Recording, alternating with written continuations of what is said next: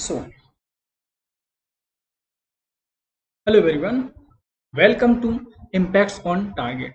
Let's make it clear for GATE, ESC, SSC, JEE, AE and other PSU's exam. Okay, चलिए.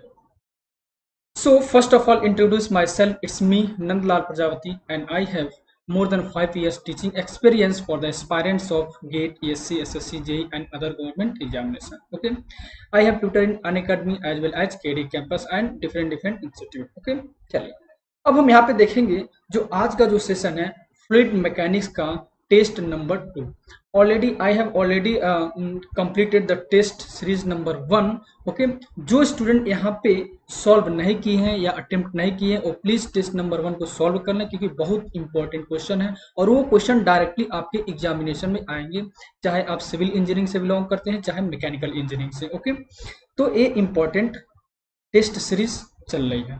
तो यहाँ पे देखेंगे टेस्ट सीरीज नंबर 2 में यस पहला क्वेश्चन यहाँ पे डिस्कस करेंगे. ओके, चलिए, you have take 1 minute time. Okay, चलिए इस टेस्ट को यस इस क्वेश्चन को आप सॉल्व करेंगे और आंसर प्रोवाइड करेंगे. आई थिंक यस आंसर आ गया होगा. यदि आंसर आ गया है तो प्लीज कमेंट करके यहाँ पे आपको बताना है. Yes, a fluid is one which can be defined as a substance that. अब फ्लूइड की प्रॉपर्टी पूछ लिया गया है. Option A, B, C and D. Your correct option is yes. Answer बताएं. इस क्वेश्चन में हम इस जो टेस्ट सीरीज चल रहा है इसमें 30 क्वेश्चन इंक्लूड किए हैं और हर एक क्वेश्चन 2 मार्क्स का है, मतलब 60 मार्क्स का है. ओके, 60 मार्क्स का है. और यहाँ पे जो निगेटिव मार्किंग है, निगेटिव मार्किंग 1/4 है. तो आपको ईमानदारी के साथ कैलकुलेट करके बताना है कितने 30 में या 60 मार्क्स में कितने मार्क्स आए हैं. ओके, ईमानदारी के साथ बताना है. चलिए बताइए. सिंपल सी बात है, फ्लूइड का डेफिनेशन ही पूछ लिया है. ओके, तो can deform indefinitely under the action of shear force. Your B is the correct option. Fluid का डेफिनेशन ही है कि fluid is a substance that is having ability to flow और deform continuously under the action of the shear force. That means your correct answer is B. B is right answer. Done. Next question number 2. Yes, आपको try करना है कि 10 से 15 10 to 15 second से ज्यादा time waste नहीं करना क्योंकि क्वेश्चन जो है ना बेसिक क्वेश्चन है और यही डायरेक्ट आपके एग्जामिनेशन में पूछ लिए जाते हैं. Assuming constant temperature condition and air to be ideal gas. और ये किसके लिए है? आइडियल गैस के लिए है. The variation in the atmosphere pressure with height calculate from the fluid static is linear, exponential, quadratic, cubic. Ideal gas के लिए पूछा है, रियल गैस के लिए पूछा है. अगर रियल गैस के लिए अगर करेंगे, रियल गैस के लिए जो प्रेशर एंड जो हाइट में जो रिलेशन होगा वो अलग होगा एंड आइडियल गैस के केस में जो प्रेशर एंड हाइट का जो रिलेशन होगा वो डिफरेंट होगा. ये जो क्वेश्चन पूछा हुआ है आइडियल गैस के केस में. Okay, which option is correct? कुछ लोग का ऑप्शन आ गया, प्लीज कमेंट करके बताइए. Yes, linear, exponential, quadratic, cubic. कौन सा आंसर है? Which option is the correct? Exponential. Exponential is the correct answer. Okay, देखिए जो आइडियल गैस के लिए अगर आइडियल गैस के लिए करेंगे तो एक्सपोनेंशियल होगा, लेकिन ये रियल गैस के लिए करेंगे तो ये लीनियर होगा. ये क्या होगा? लीनियर होगा. तो don't be confused. Okay, in ideal and real gas. तो आइडियल गैस के लिए क्या होगा? आइडियल गैस के लिए एक्सपोनेंशियल होगा और रियल गैस के लिए लीनियर होगा. डन. चलिए question number 3.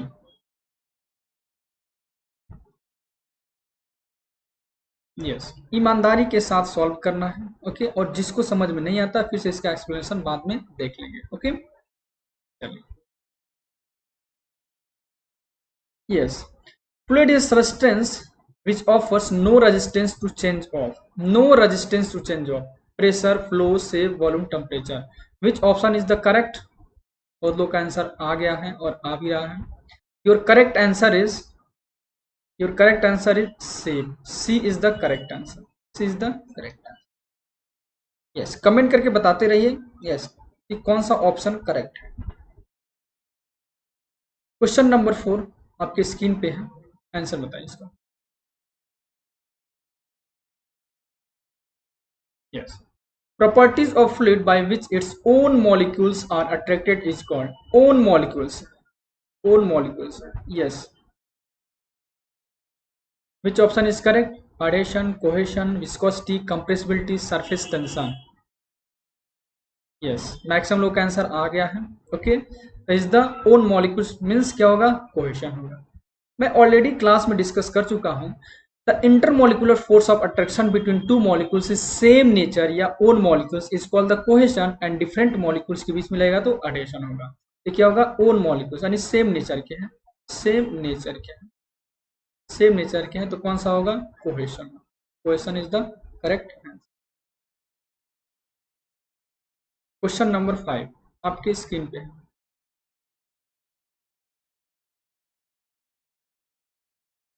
Which of the following is a non-Newtonian fluid? Air, water, gasoline, none of this. Which option is correct? अब देखिए नॉन न्यूटोनियन फ्लूइड पूछा है, न्यूटोनियन फ्लूइड नहीं है, non Newtonian fluid. Okay, non Newtonian fluid. Air is a Newtonian fluid, water is a Newtonian fluid and gasoline, gasoline क्या? Petrol, diesel जो भी है क्या है? न्यूटोनियन फ्लूइड है. तो सारे के सारे फ्लूइड कौन से? न्यूटोनियन फ्लूइड है. लेकिन नॉन न्यूटोनियन फ्लूइड का इसमें से कोई नहीं, नन ऑफ दिस. और यही क्वेश्चन आपके इसरो 2020 में ये पूछा गया है ये क्वेश्चन. ओके, मैक्सिमम लोग गैसोलीन लगाए थे, लेकिन गैसोलीन क्या? न्यूटोनियन फ्लूइड है. लेकिन ये पूछ रहा है non Newtonian fluid. Non Newtonian fluid क्या होगा? नन ऑफ दिस, इसमें से कोई नहीं. डन. कमेंट करके बताते जाइए कि किसका आंसर करेक्ट आ रहा है.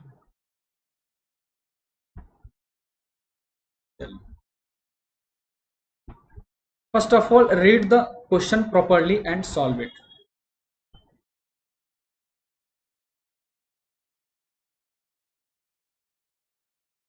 Question says that a parachute has mass 90 kg.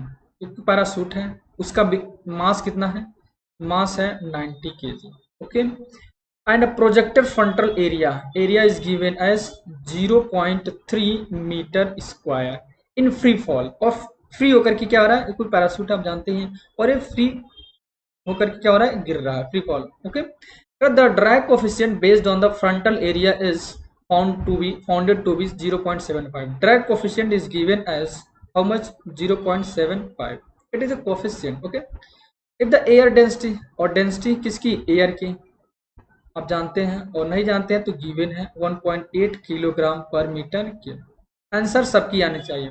The terminal velocity of the parachute will be, terminal velocity निकालनी है, कितना होगा?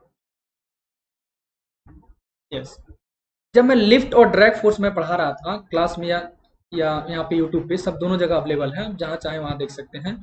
तो उस केस में बताया था कि ड्रैग फोर्स क्या होता है, लिफ्ट फोर्स क्या होता है, उसका फॉर्मूला क्या होता है. तो डायरेक्ट फॉर्मूला पुट कीजिए. Okay, direct write the equation of the drag force, okay, and put the value of different parameter and get your final answer.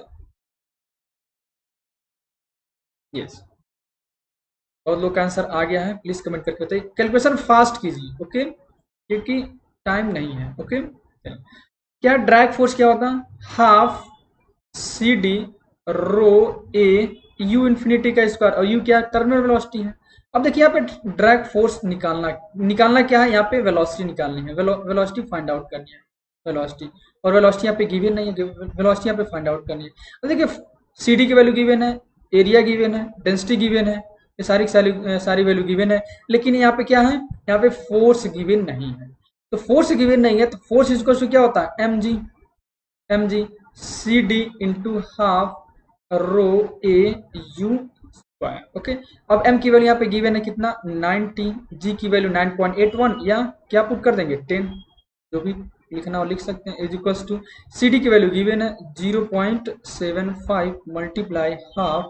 Okay, area sorry density की वैल्यू कितना है? यहाँ पे गिवन है 1.28, और area कितना है? 0.3 इंटू यू का स्क्वायर. अब देखिए सारी की सारी वैल्यू क्या है? नोन है, और एक ही अननोन है यू. यहाँ से u की वैल्यू हम कैलकुलेट करेंगे. अब देखिए यहाँ पे इसको सॉल्व करेंगे तो u स्क्वायर है. जब u स्क्वायर की वैल्यू निकल जाएगा तो उसको अंडर रूट करेंगे, तो उसका करेक्ट आंसर बताइए कितना आ रहा है.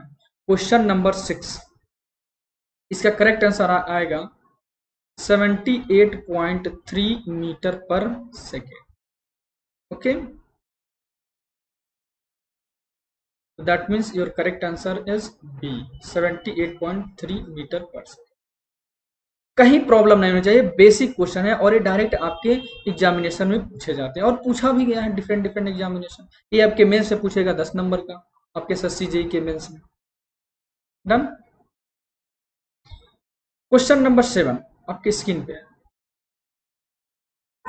फास्ट आंसर दीजिए। यस, आई थिंक एक क्वेश्चन भी आपके लिफ्ट एंड ड्रैग फोर्स में, जब कोई बॉडी सबमर्ज होती है तो उस केस में ये पूछा गया है। Which option is correct? The question says that when a pressure drag over a body is large as compared to friction drag, friction drag मतलब स्किन फ्रिक्शन, अरे फ्रिक्शन ड्रैग क्या होगा? स्किन फ्रिक्शन, स्किन फ्रिक्शन या friction drag. Okay, अब कह रहा है pressure drag over a body is large, that means यहाँ पे जो प्रेशर ड्रैग है, प्रेशर ड्रैग है, अब आंसर होता है प्रेशर ड्रैग क्या? लार्ज है, मतलब ये डोमिनेट कर रहा है प्रेशर ड्रैग। इसका मतलब जो स्किन फ्रिक्शन फैक्टर है, सॉरी जो स्किन फ्रिक्शन फोर्स है या फ्रिक्शन ड्रैग है, स्किन फ्रिक्शन फोर्स या फ्रिक्शन ड्रैग, क्या फ्रिक्शन ड्रैग, इसकी वैल्यू क्या होगी? 0 होगी, क्योंकि यहाँ पे लार्ज है तो 0 होगी या मिनिमम होगी, you can say that minimum.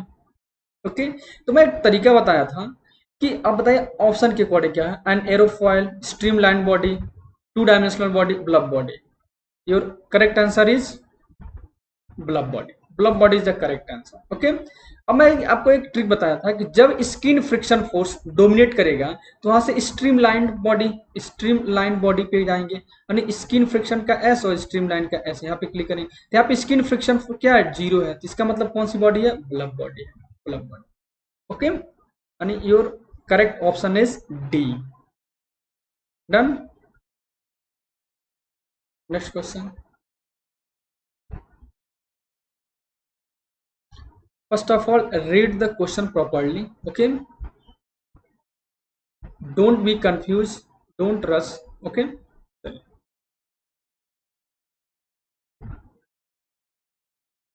Class में या कहीं मैं डिस्कस किया था ज्योमेट्रिक सिमिलरिटी क्या होती है, काइनेमेटिक सिमिलरिटी क्या होती है और डायनामिक सिमिलरिटी। एक क्वेश्चन पूछा गया काइनेमेटिक सिमिलरिटी से, और आप जानते हैं काइनेमेटिक सिमिलरिटी में क्या चीज, किस चीज का स्टडी करते हैं? लेंथ, और मैं तरीका ही बताया था, length and time, length and time. Length and time जिसमें देखो शेप में लेंथ एंड टाइम अगर नहीं हुआ, शेप क्या होगा? ज्योमेट्रिक प्रॉपर्टी होगा, स्ट्रीम नहीं, फोर्स ए डायनेमिक होगा, तो बचा क्या? डिस्चार्ज। डिस्चार्ज की यूनिट क्या होती है? मीटर क्यूब पर सेकेंड, यानी लेंथ हो गया और टाइम आ गया। ओके, लेंथ और टाइम, यानी डिस्चार्ज क्या? Discharge the correct answer. चलो, इसमें लिस्ट 1 है, लिस्ट 2 है, गिवन है, और आपको सही आंसर देना है। मैच कर दिए, मैच कीजिए, ए किस पे जाएगा, बी किस पे जाएगा, सी किस पे जाएगा, डी किस पे जाएगा। Yes, your correct answer is yes, I am waiting your correct answer.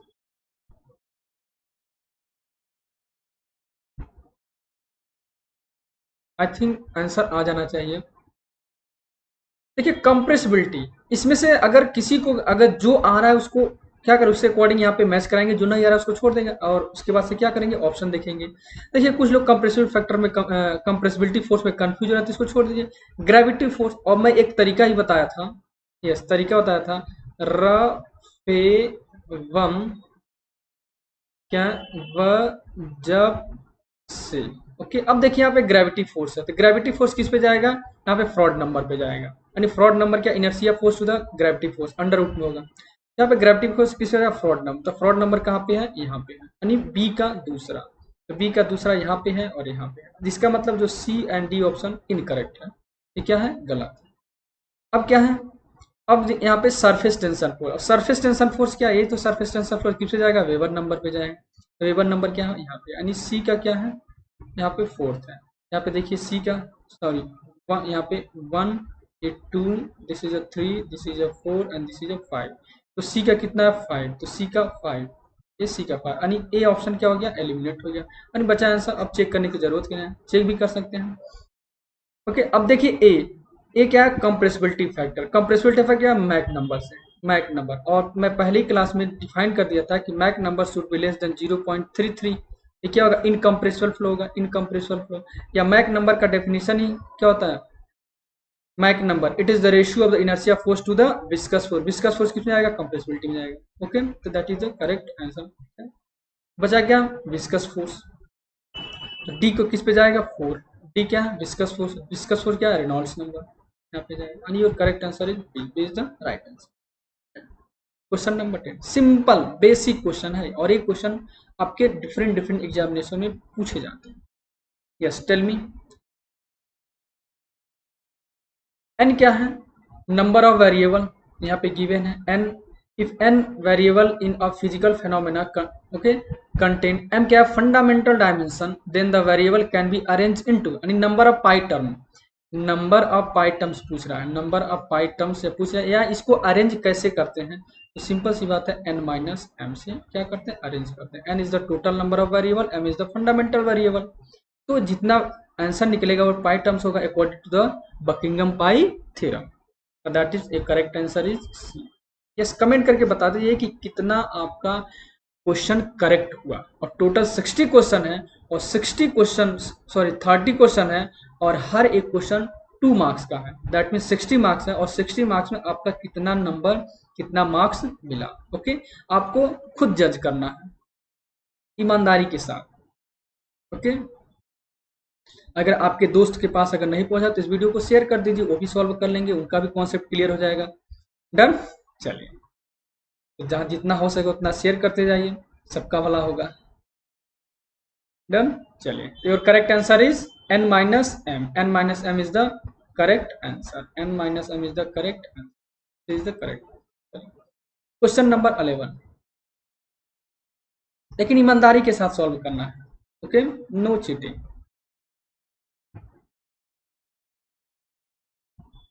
Statement थोड़ा सा बड़ा है, इसलिए आप थोड़ा सा टाइम लेंगे, 20 सेकेंड, इसका आंसर फाइंड आउट कीजिए। क्वेश्चन दिख रहा है, इसका आंसर बताइए। ये ट्रिकी क्वेश्चन है, इंपॉर्टेंट क्वेश्चन है, दिस इज इंपॉर्टेंट क्वेश्चन। मैं क्वेश्चन पढ़ रहा हूं, आप आंसर बताइए।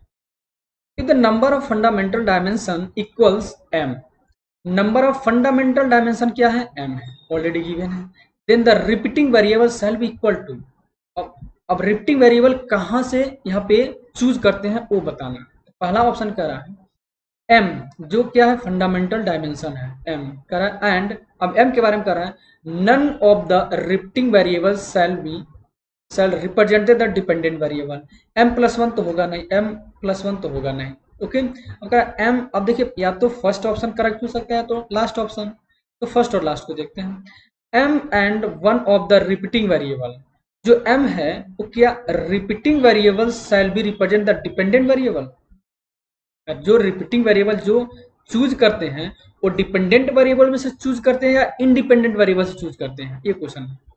जो पहला नंबर क्या है, जो रिपीटिंग वेरिएबल का डिपेंडेंट वेरिएबल, ये गलत हो गया। डिपेंडेंट वेरिएबल से चूज नहीं करते हैं, वो इंडिपेंडेंट वेरिएबल से चूज करते हैं। और मैं आपको क्वेश्चन भी दिया था ऐसे सॉल्व करने के लिए। एक कोई फंक्शन था जिसमें डायमीटर था और वेलोसिटी थी, शायद डेंसिटी एंड विस्कोसिटी थी। तो दिस इज, ये क्या है, इंडिपेंडेंट वेरिएबल, और मैं प्रॉपर तरीके से लिखवाया हूँ, और this is a dependent variable. जो रिपीटिंग वेरिएबल है वो ऑलवेज क्या होता है, इंडिपेंडेंट वेरिएबल से चूज करते हैं। ओके, तो ये क्या है, M and none of the repeating variable shall represent the dependent variable, यानी डिपेंडेंट वेरिएबल में से चूज, रिपीटिंग वेरिएबल को चूज नहीं करते। यहाँ पे नन है, नन है, ये ध्यान दीजिए, नन है। Your correct answer is a, is the correct. थोड़ा सा स्टेटमेंट को अच्छे तरीके से पढ़ेंगे। अगर यहीं पे, यहाँ पे अगर यहीं पे इंडिपेंडेंट वेरिएबल हो जाता है तो आपका लास्ट ऑप्शन करेक्ट होगा। डन, थोड़ा सा ट्रिकी क्वेश्चन है। चलिए, question number 12, Weber number is the ratio of the square root of the inertia force to what. Simple सी बात है, जो मैं मंत्र बताया था उसको आप जप लीजिए। क्या है, र पे वम व जब से, Reynolds number under root inertia force to the viscous force, Froude number under, sorry, Reynolds number क्या, inertia force to the viscous force, इसमें क्या होता है, अंडर रूट नहीं होता है, बाकी सब में अंडर रूट होगा। तो Froude number in under root inertia force the gravity force, island number under root inertia force the pressure force. अब पूछा क्या है, वेबर नंबर। वेबर नंबर क्या है, under root of inertia force to the surface tension force. आपका correct answer क्या है, A is the correct answer. Done.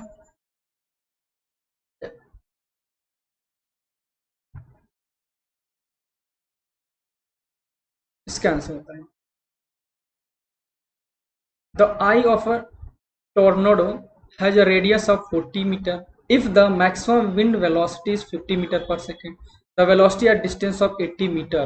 Simple सी बात है, एक कोई क्या है, टॉर्नेडो है, कितने रेडियस पे उसकी वेलोसिटी कितनी है, और जब रेडियस गिवन है तो उस at that time what is the velocity, एक क्वेश्चन पूछा होगा। तो सिंपल सी बात है, विंड है जो हवा है, तो हवा फोर्स वर्टेक्स पे काम करता है, फ्री वर्टेक्स पे। ऑब्वियस सी बात है, किस पे काम करता है, फ्री वर्टेक्स पे। तो फ्री वर्टेक्स में जो वेलोसिटी एंड रेडियस में रिलेशन क्या होता है, अगर जो स्टूडेंट जिस स्टूडेंट को पता है वो सॉल्व कर लेंगे। तो इनवर्सली प्रोपोर्शनल होता है, तो v is inversely proportional to या v is v and r का जो प्रोडक्ट है कांस्टेंट होगा।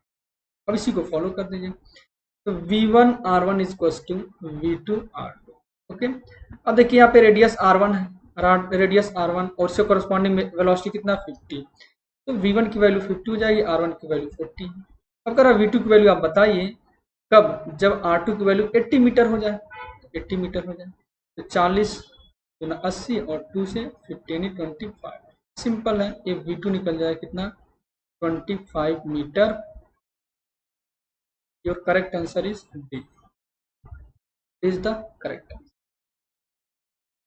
सबका आंसर आना चाहिए, ईच एंड एवरी कैंडिडेट का आंसर आना चाहिए। ओके डन, मूव करते हैं नेक्स्ट क्वेश्चन की तरफ। Question number 14,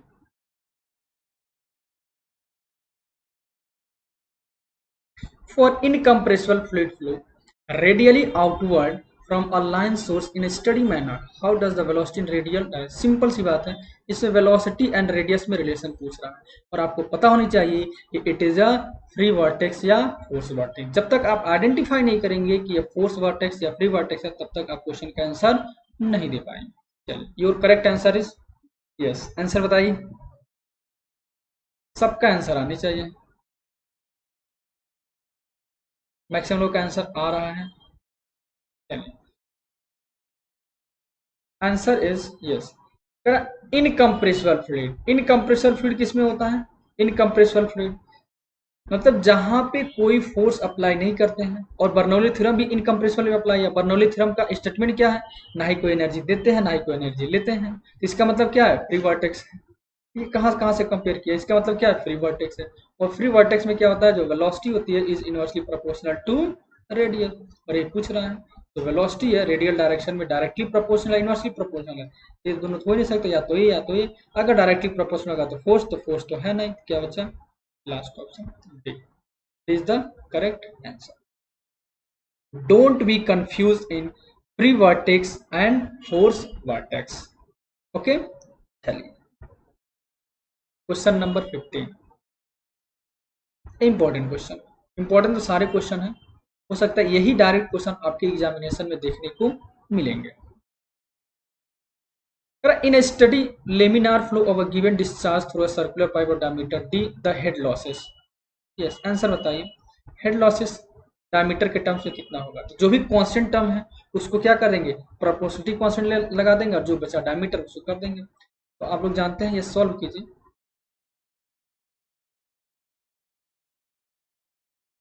P1 minus pressure drop किया तो कितना होगा, 32 mu B L divide by D square into रोजी।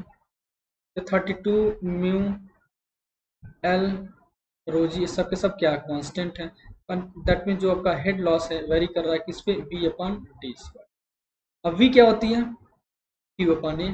अरे डिस्चार्ज क्या होता है, वेलोसिटी इनटू एरिया, तो क्यू क्या है, कांस्टेंट है, तो क्या हो जाएगा, इस पे रख देंगे Q by A into D square.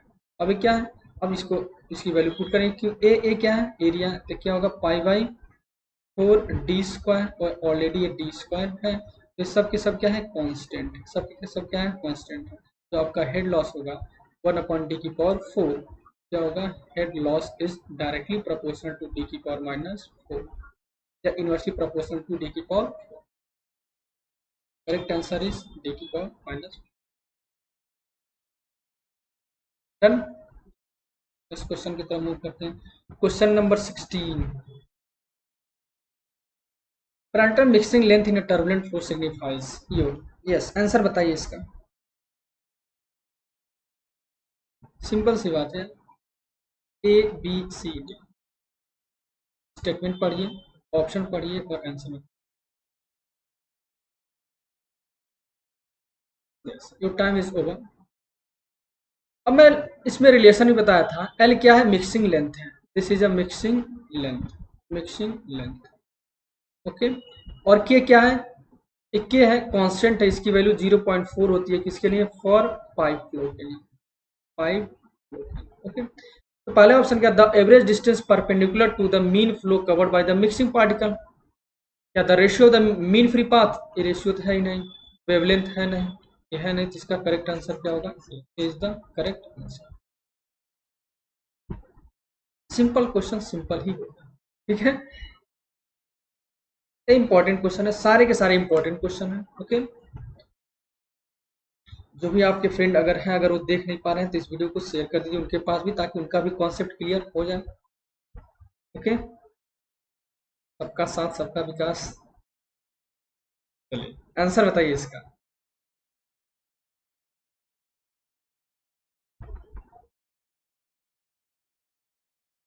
At what depth below the free surface of the oil having a density 784 kilogram पर मीटर की will vary nearly equal to 1 bar।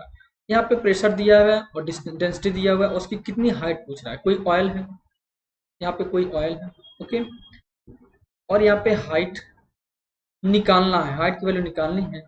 Okay. और यहाँ पे प्रेशर गिवन है। ओके। या कहीं भी oil वगैरह है तो सिंपल से जानते हैं एच इक्वल टू क्या होगा? P upon rho g. तो पी कितना? 1 bar, 1×10⁵ newton per metre square. Rho density given है 784 मल्टीप्लाई जी की वैल्यू 9.81, या नियरली कितना रख देंगे? 10 रख देंगे। इससे कैंसिल हो गया तो एच की वैल्यू कितना आ जाएगी? 10⁴ डिवाइड बाई 7.8। जब इसको कैलकुलेट करेंगे बताइए इसका आंसर कितना रहा? यस, जब कैलकुलेट करेंगे तो इसका आंसर आ जाएगा 13 पॉइंट समथिंग आएगा। क्वेश्चन नंबर 17 13 पॉइंट समथिंग आएगा। तो दैट मीन्स कितना होगा? 13 मीटर, 13 मीटर। Next question. एक क्वेश्चन आपके इंजीनियरिंग सर्विस से पूछा गया है। ओके। क्वेश्चन सिंपल है, इंपॉर्टेंट है। प्रेशर मेजरमेंट से क्वेश्चन है। कर ए क्या है? यहाँ पे ए डिवाइस लगी हुई है, यहाँ पे एयर है। ओके। ए एयर है, ए एयर है गिवन है, ए वाटर है। ओके। अब इसका यहाँ से यहाँ तक डिस्टेंस दिया हुआ है और यहाँ से यहाँ तक डिस्टेंस दिया है। कर रहा है the pressure at A is, यानी यहाँ पे जो प्रेशर आपको फाइंड आउट करनी है, पी ए की वैल्यू फाइंड आउट करनी है।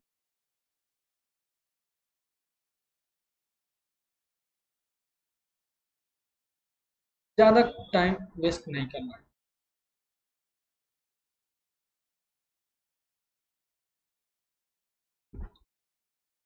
अब देख रहे हैं कि यहाँ पे एयर है और ए भी एयर है, मतलब जितना प्रेशर यहाँ पे होगा उतना ही प्रेशर यहाँ पे होगा, और जितना प्रेशर यहाँ पे होगा उतना ही प्रेशर यहाँ पे होगा।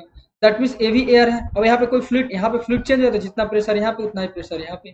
तो जितना नीचे आए, जितना नीचे आए उतना ही ऊपर चले गए। तो ये वाला प्रेशर दोनों कैंसिल आउट हो गया। अरे यही तो होगा। अगर इक्वेशन लिखेंगे पी ए, अब यहाँ से वर्टिकली डाउनवर्ड जा रहे हैं तो प्लस होगा। तो रो जी एच, तो रो कितना? एयर। तो रो जी एच किसका? Air, air. और हाइट कितनी है यहाँ पे? 200। फिर से जितना प्रेशर यहाँ पे होगा उतना ही प्रेशर यहाँ पे होगा, तो यहाँ पे क्या होगा? माइनस होगा। तो रो जी एच किसका? एयर का, एयर का। ओके। अब यहाँ पे क्या? एटमॉस्फेरिक प्रेशर आ जाएगा। तो दोनों क्या हो जाएगा? कैंसिल आउट हो जाएगा। अब ये किसके? एटमॉस्फेरिक प्रेशर क्या आ जाएगा? Atmospheric pressure. तो एटमॉस्फेरिक प्रेशर कितना होता है? 1 atm होगा, 1 atm। या कितना होगा? अगर इसको कॉलम में लिखना चाहते हैं तो 760 mm ऑफ मरकरी कॉलम। लेकिन मरकरी कॉलम यहाँ पे गिवन है किसके? वाटर। तो वाटर कॉलम में कितना होता है? 10.3 metre of water column, water column. तो देख रहे हैं 10.14 या 10.2 10.3 से अकॉर्डिंग होता है, तो दैट इज आपका करेक्ट आंसर। कुछ लोग इसको भी सॉल्व कर रहे हैं। ओके 10.3 मीटर या 10 पॉइंट, अब ऑप्शन पे देखेंगे तो 10.14 metre is the correct. Done. Next question, important question है। एक क्वेश्चन आपके यूपीपीएससी एई में पूछा गया है, अभी जो 2020 में जो एग्जाम हुआ था और बहुत सारे एग्जाम में पूछा गया है। Which property of mercury is the main reason for its barometer. जो बैरोमीटर है उसे मरकरी ही यूज करते हैं, क्या रीजन है? What is the reason to use mercury in barometer? Okay, high density, negligible capillary effect, low vapour pressure, low compressibility. The correct answer is low vapour pressure. जब मैं chapter पढ़ा रहा था तो वहां पे बाकायदे से बताया था लो vapour pressure is the correct answer. Yes. Question number 20, इसका आंसर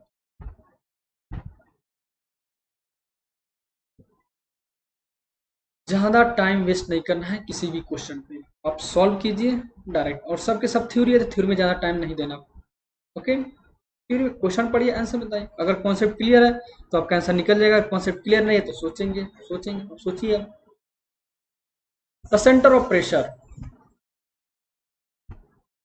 सेंटर ऑफ प्रेशर का डेफिनेशन पूछ लिया। The centroid of the pressure present a point on the line of action of the resultant force at the centroid of the submerged area always above the centroid of the area। यार centre of pressure कहाँ पे लाई करेगा? जहां पे उसका resultant force काम करेगा। Simple सी बात है। करेक्ट आंसर क्या होगा? B is the correct answer. कुछ लोग कॉपी खोल करके बैठे हुए हैं, ऐसा नहीं करना है, ये चीटिंग हो जाए। ईमानदारी के साथ जितना क्वेश्चन सही होगा, जितना मार्क्स मिलेगा वही आपका रियल मार्क्स, आइडियल में नहीं जीना है। ओके, चलिए इसका आंसर बताइए। Question number 21, consider the following statement, the metacentre has of the floating body. अब मेटर सेंटर के बारे में आपको पूछ रहा है। अगर आपका इस मेटर सेंटर पॉइंट है, मेटर सेंटर है क्या, कॉन्सेप्ट क्लियर है तो आंसर दे देंगे, अदरवाइज छोड़ देंगे या तुक्का लगाएंगे। तुक्का नहीं लगा, आंसर बताइए।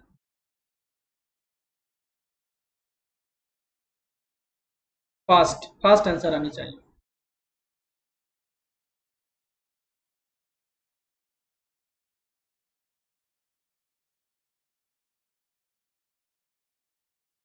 चलिए आंसर आ जाने चाहिए, देखते हैं। Metacentric height of floating body depends on the directly on the shape of its water line area, ऐसा कुछ है नहीं। On the volumes of the displaced fluid of the body, yes, जितना वॉल्यूम क्या, जितना जो बॉडी है dip कर रहा है उसके वेट, जितना इसका वेट है और इसके थ्रू जितना वाटर डिस्प्लेस करेगा उसके वेट इक्वल हो जाएगा। जो दूसरा जो स्टेटमेंट है वो करेक्ट है। Third statement, on the distance between the Meta centre and the centre of gravity. अरे मेटासेंट्रिक हाइट होती क्या है? इट इज द, अब देखिए इसके नोटेशन में इसका डेफिनेशन है, it is the distance between the centre of gravity to the metacentric height, to the metacentric metacentre point is called the metacentric height. यानी तीसरा भी क्या है? सही है। यानी दूसरा तीसरा देख रहे हैं यहाँ पे, दूसरा तीसरा is the correct. On the second moment of inertia नहीं, ये गलत है, यानी आपका B is the correct. Super important question, I have already discuss in class. Super important question पढ़िए, इसका आंसर।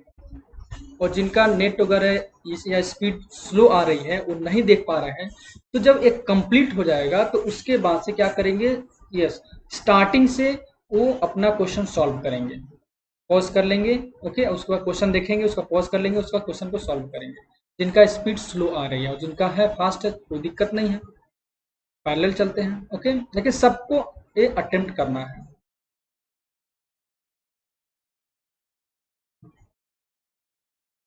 कुछ लोगों का कमेंट आता है कि सर नेटवर्क प्रॉब्लम है, कोई दिक्कत नहीं है, आप बाद में इसको सॉल्व कर सकते हैं, लेकिन हाँ ईमानदारी के साथ। अगर आप स्पीड सही है तो आप पैरेलल आंसर दीजिए।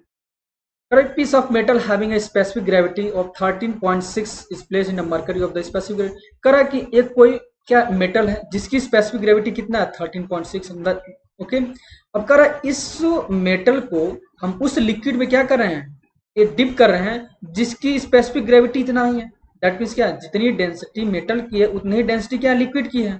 तो at that case what will happen, metal piece will sink to the bottom. ऐसा हो नहीं सकता। ये कब डूबेगा, जब जब आपकी जो मेटल की स्पेसिफिक ग्रेविटी या मेटल की डेंसिटी ज्यादा होगी किसके कंपेरिजन में, लिक्विड कंपेरिजन, तो डूब जाएगी। तो ऐसा कहीं कहा नहीं है क्योंकि दोनों का इक्वल है। तो ये पहला स्टेटमेंट, पहला ऑप्शन गलत है। Metal piece will simply float over the mercury with no immersion, ऐसा हो नहीं सकता है।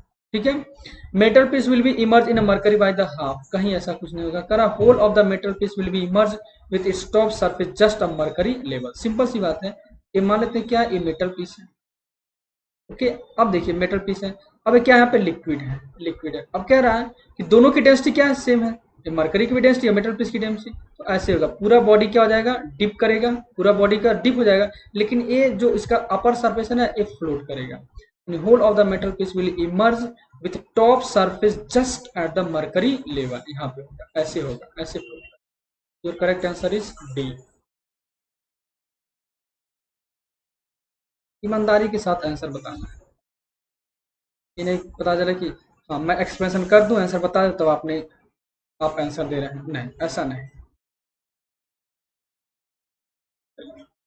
The metacentric height of passenger ship is kept lower than that of the Naval cargo ship. अब देखिए यहाँ पे पैसेंजर शिप की बात कर रहा है। यस, आंसर बताइए आप। के स्क्वायर इंटू जी इंटू जी। अब पैसेंजर शिप, जो पैसेंजर शिप उनको क्या चाहिए, उनको चाहिए कंफर्ट। उनके चाहिए क्या, कंफर्ट। कंफर्ट चाहिए। कंफर्ट कब मिलेगा, जब मेटासेंट्रिक हाइट ज्यादा होगा। जब स्टेबिलिटी चाहिए उनको, कंफर्ट चाहिए, तो मेटासेंट्रिक हाइट क्या होगा, ज्यादा होगा। जब मेटासेंट्रिक हाइट ज्यादा होगा तो टाइम पीरियड क्या हो जाएगा, कम हो जाएगा। धीरे धीरे आराम से, उनको आराम चाहिए, अपरेंट विथ होगा ना, otherwise it will neutral, it will decrease the frequency of the rolling. Frequency of the rolling क्या हो जाएगा, डिक्रीज हो जाएगा। करेक्ट ऑप्शन इज, कुछ लोग मेरे एक्सप्लेनेशन का वेट कर रहे हैं। ओके, ऐसा नहीं करना है। सारे के सारे कॉन्सेप्ट में क्लास में डिस्कस कर चुका हूं।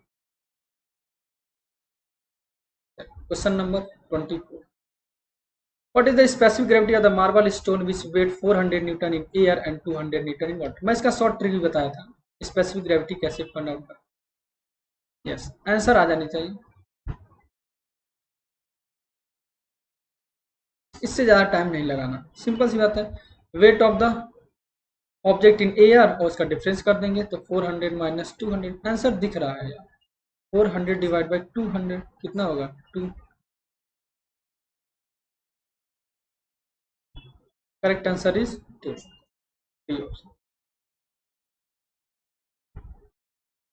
इसका आंसर बताया।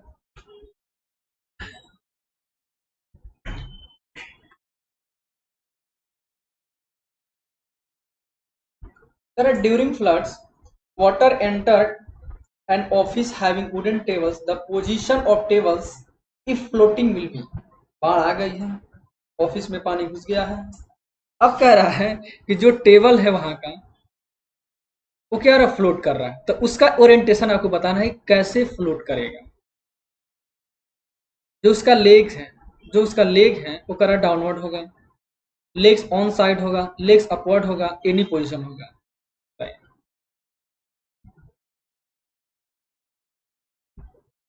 Your correct answer is, correct answer is legs upward. जब लेग्स अपवर्ड जाएगा तो जो टेबल है क्या होगा, सारे के सारे मास यहाँ पे आ जाएंगे, कलेक्ट हो जाएंगे, सारे के सारे मास यहाँ पे कलेक्ट हो जाएंगे, तो ऐसे होकर के फ्लोट करेगा। Okay, legs upward, C is the correct answer. Question number 26, very very important, और मैं शायद बताया भी था क्लास में कि ऐसे क्वेश्चन पूछा जा सकता है, पूछ दिया गया। देखिए, correct sequence in ascending order of the magnitude of the given parameter. मतलब इसमें आपको boundary layer thickness, displacement thickness and momentum thickness के बारे में बताना है। इस केस में असेंडिंग ऑर्डर, असेंडिंग क्या होती है, सबसे क्या होता है, स्मॉल, उसके बाद से उससे बड़ा, उससे बड़ा, उससे बड़ा। डिसेंडिंग नहीं, असेंडिंग। इसमें सबसे ज्यादा, सबसे स्मॉल कौन सा है, इसमें सबसे ज्यादा स्मॉल क्या है, स्मॉल आपका क्या है, असेंडिंग मतलब चल रहा है वो। स्मॉल आपका मोमेंटम थिकनेस है, उसका डिस्प्लेसमेंट थिकनेस है, उसका boundary layer thickness. Momentum thickness, displacement thickness and boundary layer thickness, this is the correct answer, this is the correct answer. कुछ लोग इसी में कंफ्यूज है।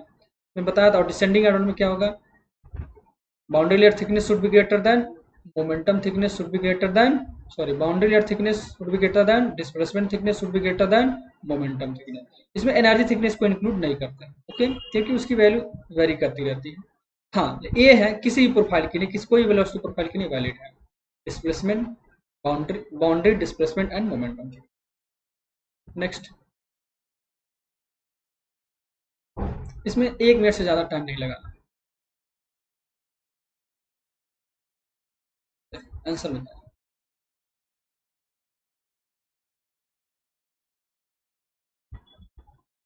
अगर किसी को फास्ट लग रहा है,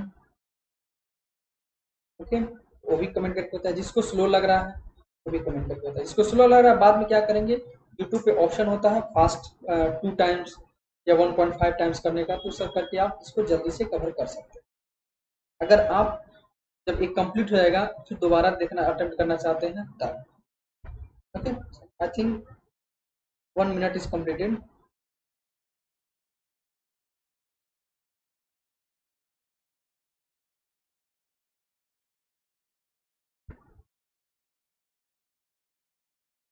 डन, फाइनल आंसर।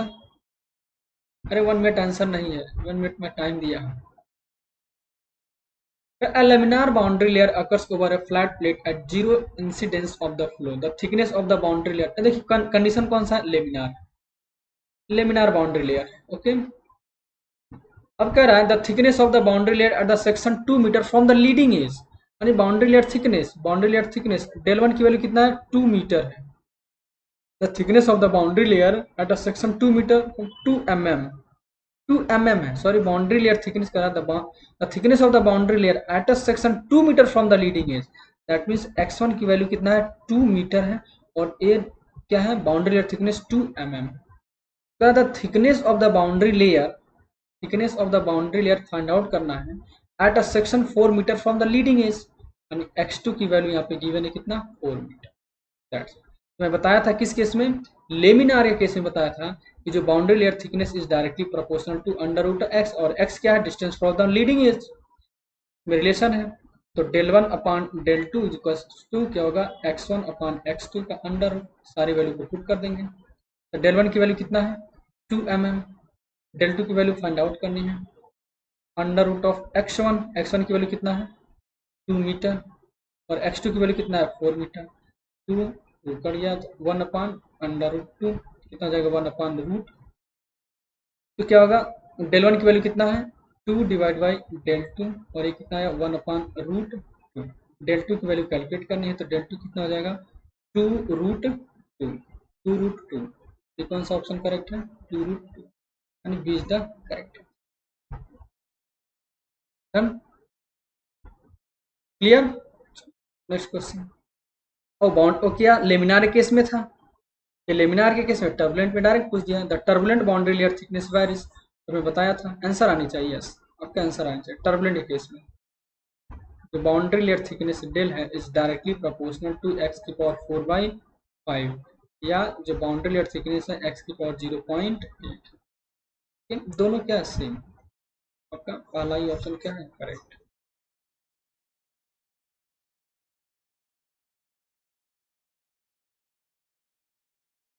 एक क्वेश्चन ऑलरेडी मैं करा चुका हूँ, ओके, 1 मिनट का टाइम लीजिए।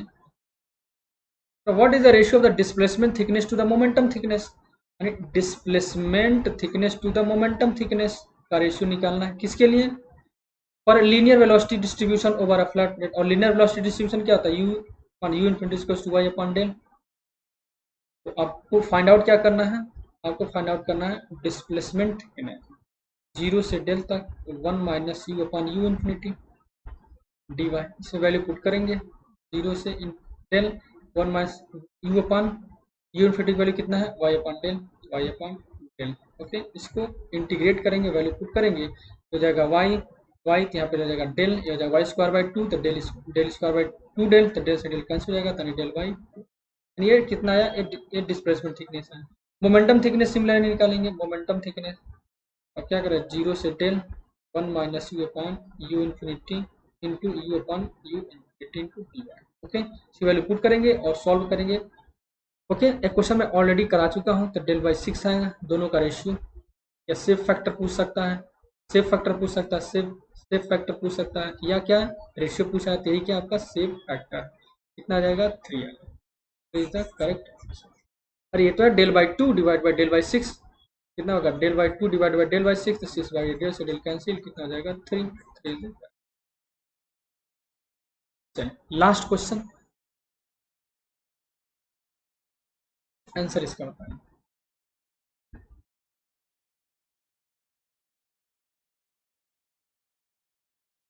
Yes,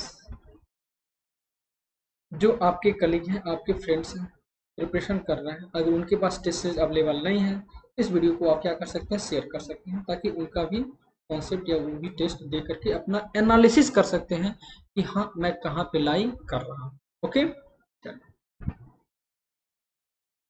answer boundary layer thickness simple है, बाउंड्री लेयर थिकनेस क्या आपको बताओ, वाई इक्वल्स टू डेल पे यू इक्वल्स टू क्या होगा, यू इन्फिनिटी या 99% ऑफ रिस्टिंग वेलोसिटी, 99% मतलब 0.99। ओके, दैट मीन्स आपका पहला का पहला ही करेक्ट है। डिस्प्लेसमेंट थिकनेस डायरेक्ट फॉर्मूला पूछा है, ये करेक्ट है। मोमेंटम थिकनेस करेक्ट है, एनर्जी थिकनेस करेक्ट है, यानी 1 2 3 4 यानी A is the final answer, A is the correct answer. Done, thank you very much. Okay, फिर से मिलेंगे नेक्स्ट टेस्ट सीरीज के साथ। अगर इसमें कहीं आपको डाउट आ रहा है तो इस नंबर पे आप मैसेज या इस नंबर पे आप क्या कर सकते हैं, कॉल कर सकते हैं। ओके, चलिए, थैंक यू वेरी मच। अगर सब्सक्राइब नहीं किए हैं तो सब्सक्राइब कर दीजिए, ताकि जो भी यहाँ पे टेस्ट सीरीज अपलोड होगा या जो भी मैटर अपलोड होगा आपका नोटिफिकेशन आपको तुरंत मिल जाएगा, नोटिफिकेशन। ईमानदारी के साथ आप कमेंट करके बताएंगे कि 60 मार्क्स में आपको कितना मार्क्स मिला है। ओके, ईमानदारी के साथ। थैंक यू वेरी मच, फिर मिलते हैं।